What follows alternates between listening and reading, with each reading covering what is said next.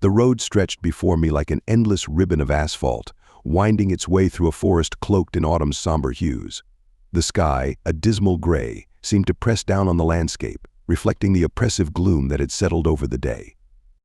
I was Vitaly, driving from the city to my rural village, a journey I had made countless times before. But tonight, the familiar path seemed darker, more foreboding.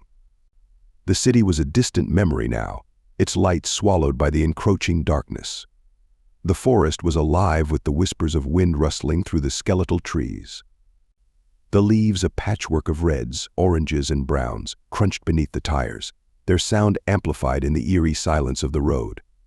My car's headlights cut through the gloom, casting long shadows that danced across the road and the trees. The clock on the dashboard read 7:43 p.m. It was late, but not unusually so. I had expected the drive to be uneventful, just another routine trip. Yet, as the night deepened, an unsettling feeling crept over me. It was a sense of being watched, of something lurking just beyond the edges of the road.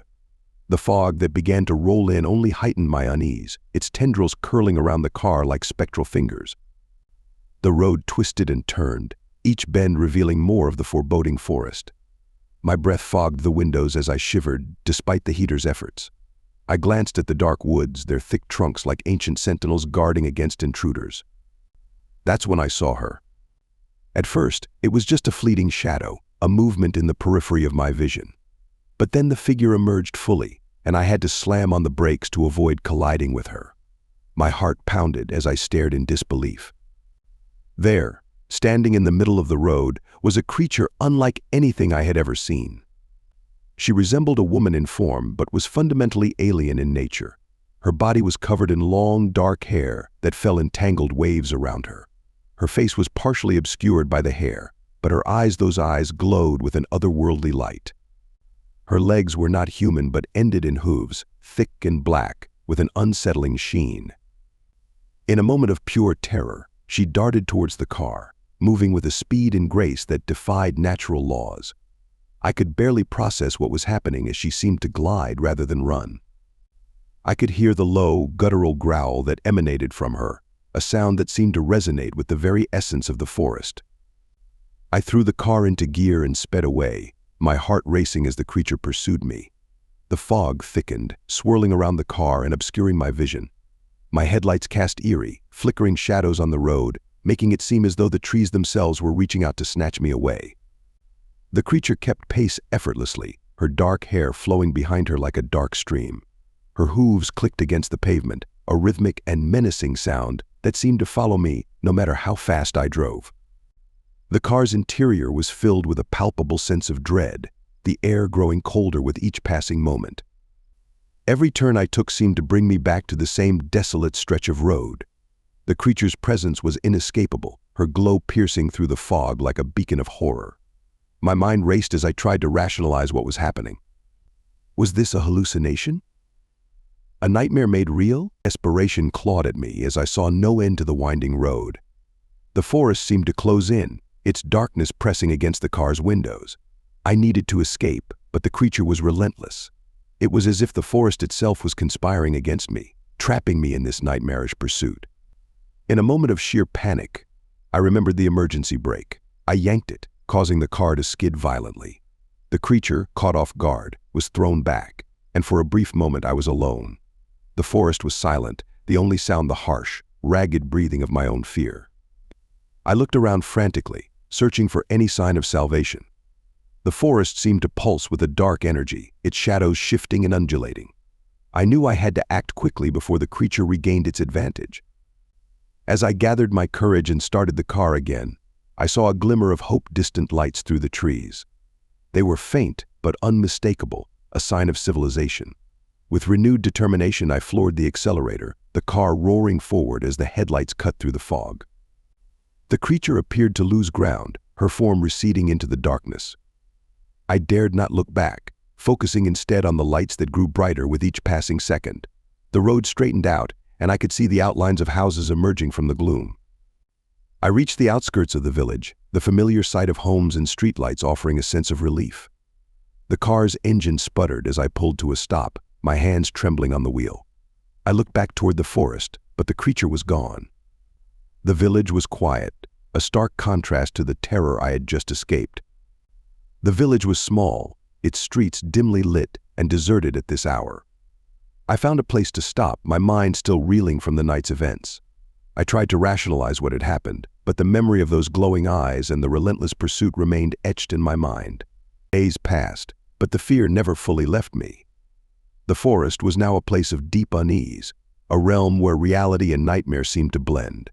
I avoided the road as much as possible, but the memory of that night lingered, a constant reminder of the terror that had stalked me. The creature, whatever it was, had shown me a side of the world that was hidden and malevolent. It was a reminder that there are things beyond our understanding, lurking just beyond the edge of the known. The forest remained a dark and forbidding place, its secrets still hidden in the shadows. As autumn returns each year, bringing with it the chill of approaching winter, I remember that night with a shiver. The forest, with its twisted trees and dark secrets, is always there, waiting. And I, forever changed by that encounter, drive with a wary eye, knowing that some roads should never be traveled alone. The village seemed a world away from the horror I had fled. Its quiet streets and warm, inviting homes offered a semblance of safety, but the nightmare of the forest was never far from my thoughts. Each night, as the wind rustled through the trees and the fog rolled in from the woods, I would lie awake, haunted by memories of that terrifying chase. Despite the comfort of the village, my sleep was plagued by restless dreams. I would find myself driving that same cursed road, the fog rolling in, the creature's eyes glowing in the darkness. Sometimes the dreams were so vivid that I would wake up with my heart pounding, convinced that the creature was still out there, waiting for me. One evening, unable to bear the weight of my fear any longer, I decided to visit the local library. I needed answers, some understanding of what I had encountered. The village library was small and cozy, filled with the smell of old books and the quiet hum of a lone librarian who seemed to know everything about the village's history. I approached the librarian, Mrs. Wexler, an elderly woman with sharp eyes that seemed to pierce through to your very soul. I explained my situation, and she listened with a furrowed brow, her expression growing more serious as I described the creature. "There are old stories," she began, her voice low and careful. "Legends that have been passed down through generations. They speak of entities that dwell in the woods, beings of ancient and malevolent power." She led me to a dusty corner of the library where a collection of local folklore and history books were stored. As I pored over the ancient texts, I found references to a creature known in local legend as the Enigma of the Forest. It was said to be a spirit or demon that preyed on those who ventured too far into the woods, a being of beauty and terror, with the power to ensnare and devour the unwary. The descriptions matched my encounter almost perfectly. The creature was a manifestation of an ancient evil, bound to the forest and driven by a hunger that transcended mortal understanding. My blood ran cold as I read about the tales of those who had vanished into the woods, their fates unknown, their stories ending in horror. My newfound knowledge did little to ease my fear. Instead, it deepened my sense of dread, knowing that the creature was not merely a figment of my imagination but a real and terrifying entity. Days turned into weeks, and I found myself growing more anxious. The village, once a refuge, now seemed like a fragile barrier against a darkness that loomed just beyond its borders. One crisp autumn evening, as the sun dipped below the horizon and the fog began to roll in, I decided to return to the road. I needed to confront my fear, to understand if the creature was still out there, if the forest held more secrets than I had uncovered. With a sense of dread mingled with determination, I drove back toward the forest.